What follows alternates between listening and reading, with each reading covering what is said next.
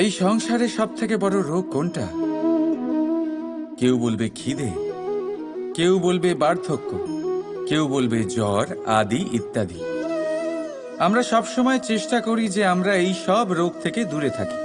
সময় মতো আমরা চিকিৎসকের সাথে দেখা করি, অনেক চেষ্টা করি যাতে এই রোগ আমাদের আশেপাশেও না ঘোরাফেরা করতে পারে। কিন্তু জগতের সব থেকে বড় রোগ সব সময় আমাদের সাথেই থাকে, আর এই রোগের নাম হলো, যদি এতই সহজ হতো সফল হওয়া তাহলে সবাই সফল হতো, তাই তো? রাধা রাধা। বন্ধুত্ব, এটা নিয়ে গর্ব করুন। যদি আপনার বন্ধু জীবনে এগিয়ে যায়, সফলতা পায়, তাহলে গর্ব করে বলুন এই সফল মানুষটি আমার বন্ধু। যদি তাহলে আসুন আর আমার সাথে ভালোবেসে বলুন রাধা রাধা। আমরা সকলে পরিশ্রম করি আর তার ফলও আমরা ভোগ করি, কিন্তু অনেক সময় এরকম হয় যে পরিশ্রম আমরা করি কিন্তু বাহবা অন্য কেউ পেয়ে যায় বা অন্য কেউ নিয়ে যায়। এবার এই সময় আপনাকে একটা কথা বলে রাখি, যে যদি আপনি এই নিয়ে চিন্তাই না করেন যে আপনার পরিশ্রমের বাহবা অন্য, রাধা রাধা।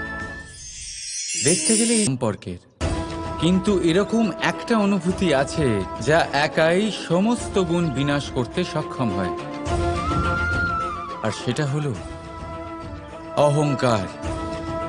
তাই জ্ঞানকে নিজের কাছে আসতে দিন, কিন্তু অহংকারকে কখনোই নয়। কারণ যদি এই অহংকার আপনার কাছে চলে আসে, তাহলে জীবনে যা কিছু আপনি অর্জন করেছেন, তা সে গুণ হোক বা হোক ধন, সে বন্ধু হোক বা হোক আনন্দ,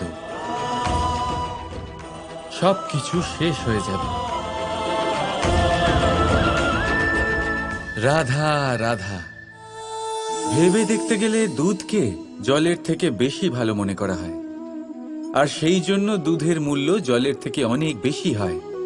এবার যদি এই দুধ দিয়েই দই বানানো হয়, তাহলে এর আয়ু আরো কিছুদিন বেড়ে যায় এবং এর মূল্য আরো কয়েক মুদ্রা বেশি। এবার যদি এই দই থেকে মাখন বানানো হয়, তাহলে তার আয়ু আরো কয়েক সপ্তাহ বেড়ে যায় আর তার মূল্য বৃদ্ধি পায়। এবার আমরা মানুষের অনেক সময় এটা নিয়ে খেলতে ভালো লাগে, আর কেনই বা লাগবে না? কতটা সুন্দর আর মসৃণ এটা। কিন্তু আপনি কি কখনো ভেবে দেখেছেন এই পাথর আগে কি ছিল? কোনো বিশাল আকার পর্বত, কোনো বিশাল আকার পাথরের একটা বড় ভেঙে যাওয়া অংশ বিশেষ, যেটা কোনোভাবে নদীতে পড়ে নদীর ধারার সাথে বইতে থাকলো। মাটির সাথে ঘর্ষণ হলো, বালির কণার সাথে ঘর্ষণ হতে থাকলো, আর তারপর ধীরে ধীরে এই আকার পেল। এবার আমরাও এই পাথরের মতোই। তাই মনে রাখবেন, আপনার ব্যক্তিত্ব, আপনার এই স্বরূপ ঈশ্বরের দেওয়া কখনোই নয়। হ্যাঁ, প্রকৃতি অবশ্যই আপনাকে জন্ম দিয়েছেন, কিন্তু আপনি নিজের ব্যক্তিত্বের রচয়িতা, আর আপনি তা রচনা করেন কঠিন পরিস্থিতির মুখোমুখি হয়ে, সংকটের ধারা পার করে। তাই আপনিও এই পাথরের মতো নিরন্তর চেষ্টা করতে থাকুন। এমন কেন? কারণ এই ঝড়ের এই জীবনে একটু ধনাত্মক হয়ে উঠুন, দেখবেন সব শুভ হবে। রাধা রাধা। ছোটবেলায় একটা জিনিস আমি কখনো বুঝে উঠতে পারিনি। আমি সবসময় আশ্চর্য হয়ে থাকতাম যে এটা কি করে সম্ভব হতে পারে।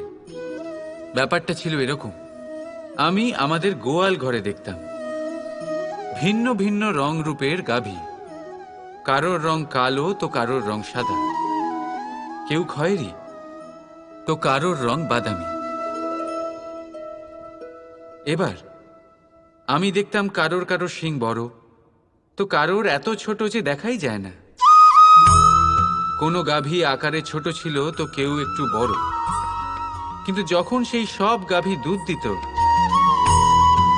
তখন আমি দেখতাম সেই সব দুধ সমান, রং সমান, স্বাদ সমান, গুণও সমান, আর সমান পুষ্টিও। এবার আমি এটা বুঝতে করে দিতে পারি, প্রলয় ডেকে আনতে পারে, সংসার মুছে ফেলতে পারে। এই সাগর জীবন জ্যোতি নিভিয়ে দিতে পারে। কিন্তু এই সাগর যা মেটাতে পারে না তা হলো একজন তৃষ্ণার্তের তৃষ্ণা। অন্যদিকে এই ঘোড়া যা এতটাই ছোট যে গোপিনীরা একসঙ্গে অনেকগুলো নিয়ে চলতে পারে, কিন্তু এই ছোট ঘোড়া অনেকের তৃষ্ণা মেটাতে পারে। এবার বলুন, জল সাগরেও আছে, আবার এই ঘোড়াতেও। তাহলে পার্থক্য কোথায়? এখানে পার্থক্য হলো তাদের আচরণের মধ্যে। একজন মাটির মধ্যে মিষ্টি জল ধরে রাখে, তো আরেকজন নিজের নোনা জলের আঘাতে যে কাউকে মাটিতে মিশিয়ে দিতে পারে। আপনি কি হতে চাইবেন? সাগরের নোনা জল হয়ে কারোর আশা চূর্ণ বিচূর্ণ করে দিতে, নাকি মিষ্টি জলের ঘোড়া হয়ে কারোর তৃষ্ণা মেটাতে? সিদ্ধান্ত আপনার। রাধা রাধা। কতবার এমন হয়, আপনি কোনো কাজ করার জন্য কাউকে দায়িত্ব দেন, কিন্তু সেই ব্যক্তি সেই কাজ সম্পন্ন করতে পারে না, অসম্পূর্ণ রেখে দেয়, অথবা ঠিকভাবে করতে পারে না। এবার এই পরিস্থিতিতে কি হয়? আপনি ক্রুদ্ধ হয়ে যান, তার উপরে আপনি রেগে যান, তাকে তিরস্কার করেন, আর তারপরে সেই কাজ সম্পন্ন করতে আপনি নিজেকেই নিযুক্ত করেন, আর শেষ পর্যন্ত সেই কাজ সম্পন্ন হয়েই যায়। এবার এই বিষয়ে সমস্যা সেই ব্যক্তির চেষ্টায় নয়, সমস্যা আপনি যে সেই ব্যক্তিকে ভরসা করলেন তার ছিল। আমরা অন্যের প্রতি ভরসা করাকে প্রথম পদক্ষেপ বানিয়ে নিই, আর নিজের উপরে বিশ্বাসকে শেষ সম্বল। কিন্তু তার বদলে এটাই হওয়া উচিত যে নিজের উপরে ভরসাকে আমরা প্রথম পদক্ষেপ বানাই, তাকে নিজের সহায় মানতে হবে। তফাৎ কি? এবার বেশিরভাগ লোকের উত্তর এটাই হবে যে সোনা বহুমূল্য, সোনার মূল্য লোহার থেকে অনেক বেশি। এটা ঠিক, কিন্তু আমাদের এটা ভোলা ঠিক হবে না যে সোনা আমাদের সাজগোজের কাজে লাগে, আমাদের আরো বেশি সুন্দর দেখায়। অন্যদিকে লোহা সেই সৈনিকদের ঢাল ও তলোয়ার হয়ে তাদের রক্ষা করে যারা আমাদের প্রাণকে রক্ষা করেন। এই সৈনিক না থাকলে আমাদের প্রাণও থাকবে না। এবারে বলুন, সোনার মূল্য বেশি হওয়াতে কি লোহার মূল্য কমে যায়? কখনোই নয়। ঠিক সেইভাবে এই জীবনে আপনি যতই চেষ্টা করুন, কিছু না কিছু এমন থেকে যাবে যা আপনি কখনোই পাবেন না, আর সেই কারণে নিজেকে অক্ষম মনে করা অনুচিত। হতে পারে আপনার কাছে সেই গুণ আছে যেটা সংসারে আর কারোর কাছে নেই। সেই গুণটাকে চিনুন, সেটাকে বাড়ান, আর সেটাকে ব্যবহার করুন। তাই মনে রাখবেন, সংসারে প্রত্যেকটা ব্যক্তি বিশেষ হয়, আর এই সংসারে সবাই সবকিছু পায় না। নিজেই দেখে নিন, সোনাকে যে দোকানে সাজিয়ে রাখা হয় সেই দোকানের তালা লোহা দিয়ে তৈরি হয়। রাধা রাধা। সংসারে সব থেকে বেশি দামি কি, সব থেকে বেশি মূল্যবান কি? কেউ বলবে সোনা, কেউ বলবে রত্ন, কেউ বলবে মুক্ত, কেউ বলবে মানিক। এগুলো কতটা মূল্যবান? ধরুন, কিছু সোনার মুদ্রা দিয়ে আমরা মুক্ত কিনতে পারি, কিছু মুক্ত দিয়ে একটা মানিক, কিছু মানিক দিয়ে কিনতে পারি একটা হীরে। কিন্তু এই জগতের সমস্ত ধন খরচ করেও একটা জিনিস আমরা কিনতে পারবো না, আর তা হলো একটা মুহূর্ত। কি হলো? সত্যি সামনে এসে গেল। সত্যি হলো এটাই যে জগতে সব থেকে বেশি মূল্যবান সময়, সেই সময় যেটা আমরা এমনি নষ্ট করে দিই, অকাজে, কখনো কোনো আশাতে, কখনো শোক করে, কখনো ঘটে যাওয়া দিনের কথা ভেবে, তো কখনো ভবিষ্যতের চিন্তাতে। এই সময়ের সঙ্গে কৃতজ্ঞতার হাসি ফুটিয়ে। রাধা রাধা। সূর্য। এই সংসারে সব থেকে বেশি তেজস্বী এই সূর্য, সব থেকে বেশি উজ্জ্বল, সব থেকে বেশি শক্তিশালী। কিন্তু আপনি কি কখনো সূর্যোদয় দেখেছেন? এই শক্তিশালী সূর্য কিভাবে উদয় হয়? লাল রঙের আভার সাথে, সৌম্যতার সাথে, শান্তির সাথে উদয় হয়। কখনো সূর্যাস্ত দেখেছেন? সেই লাল রঙের আভা, সেই সৌম্যতা, সেই একই শান্তি। আর এটাই একজন মহান ব্যক্তিত্বের গুণ। যখন জীবনে উত্থান ঘটে তখনও অহংকার করেন না, সৌম্যতা বজায় রাখেন। আবার যখন জীবনে এই মুহূর্ত অবশ্যই চলে যাবে। রাধা রাধা। এই কোমল ঘাস দেখতে পাচ্ছেন? এত কোমল যে কোনো বালক এসেও যদি এর উপরে বসে পড়ে তাহলে এটা নুয়ে পড়ে। একটা ছোট ইঁদুর কোথাও থেকে চলে এসে তার দাঁত দিয়ে এটা কেটে দিতে পারে। আর যদি কোনো হাতি চলে আসে তাহলে খুব সহজেই সে সমূলে এটা উপড়ে ফেলতে পারে, তাই না? এবারে দেখুন, আমি এই ঘাসকেই বেঁধে একটা দড়ি বানিয়েছি।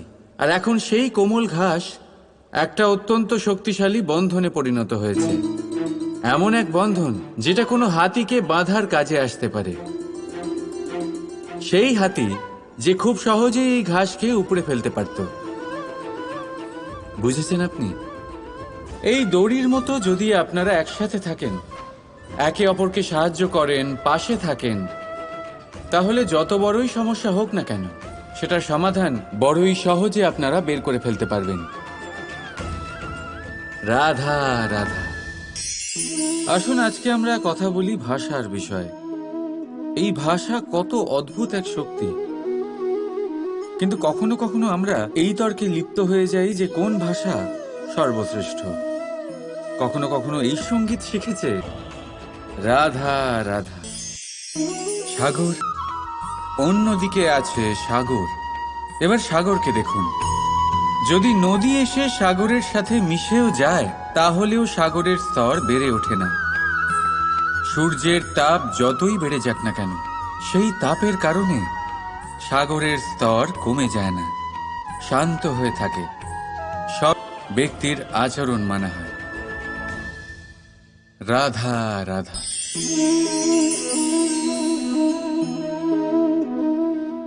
কাঁকড় এতই ছোট যে আঙুলের মাঝে ধরা যায়। কিন্তু ভাবুন যে এই কাঁকড় যদি আপনার চোখে চলে যায় তাহলে কত বড় সমস্যা হয়ে দাঁড়াবে। এবারে ভাবুন এই কাঁকড় যদি আপনার পথে থাকে, আপনি পাদুকা পরে বড়ই সহজে হেঁটে চলে যেতে পারবেন। কিন্তু যদি এই কাঁকড় আপনার পা আর পাদুকার মাঝে আটকে যায় তাহলে আপনি ঠিক করে চলতে পারবেন না, যতই সেই পথে ফুল ছড়ানো থাকুক না কেন। তার মানে আপনি বাইরের সমস্যা এবং প্রতিকূলতার সাথে লড়তে পারবেন, ভেতরের নয়। ভেতরের সমস্যার সাথে লড়াই করা ভীষণ কঠিন। সেই জন্য সবার আগে ভেতর থেকে আপনি শক্তিশালী হয়ে উঠুন, ভেতর থেকে পরিপূর্ণ হয়ে উঠুন। তবেই আপনি সংসারের সমস্ত সমস্যার সাথে লড়াই করতে পারবেন, আপনি বিজয়ীও হতে পারবেন। রাধা রাধা। এই সংসারকে আপনি কেমন করে জানবেন, কেমন করে বুঝবেন? এবার আপনার উত্তর বড়ই সহজ হবে। সংসারকে নিজে চোখে দেখে। এটা অবশ্যই উচিত। এবারে দেখুন না, আমরা নিজে চোখে এই সংসারকে দেখি, একে চিনি, তারপরে আমরা বুঝতে পারি। কিন্তু আমরা এটা খেয়াল করতে পারি না যে সমস্ত সংসারকে দেখছে যে চোখ, তা কতটা ছোট হয়, তাই না? একা একজোড়া চোখ আমাদের সমস্ত সংসারকে দেখায়। তাহলে ভেবে দেখুন আপনার কাছে আর কি কি আছে। দুটি চোখ আছে, দুটি কান আছে, বলার ক্ষমতা আছে যা দিয়ে আপনি শব্দ নির্মাণ করতে পারেন, শব্দ যা দিয়ে আপনি ব্রহ্ম বানাতে পারেন। দুই হাত আছে, যদি সে চায় তাহলে পাতাল খুঁড়ে সেই ব্যক্তি সুখী নন যার কাছে ধন আছে। সুখী সেই যে ধনের সদ্ব্যবহার করে। ঠিক তেমনই আপনার ধন হলো আপনার এই শরীরের ক্ষমতা, এই শরীরের ক্ষমতাগুলিকে ব্যবহার করে ধনাত্মক দৃষ্টিভঙ্গিতে সবকিছু দেখুন। এই সংসারকে বুঝুন, নিজেকে বুঝুন। এই সুখ চাইলেও আপনার থেকে দূরে থাকতে পারবে না। রাধা রাধা।